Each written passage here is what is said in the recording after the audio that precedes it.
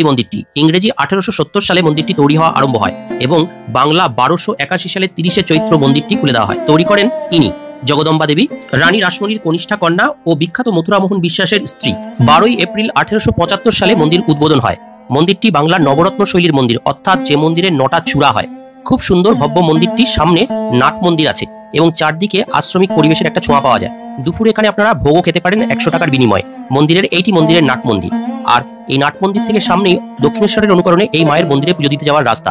এটি মায়ের মূল মন্দিরের মূল দরজা। আর এই দূর থেকে মা এখানে অন্নপূর্ণা আর শিব এখানে ভিক্ষুক বেশি বাবা ভৈরব। এই হলো মন্দির সংলগ্ন আশ্রমিক পরিবেশ।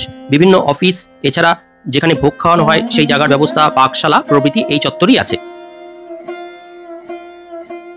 আর এই হলো মন্দির সংলগ্ন 6টি শিব মন্দির। সেই শিব মন্দিরগুলোর প্রত্যেকের নাম আছে কল্যাণেশ্বর, কামেশ্বর, কিন্নরেশ্বর, কেদারেশ্বর, কৈলাসেশ্বর ও কপিলেশ্বর।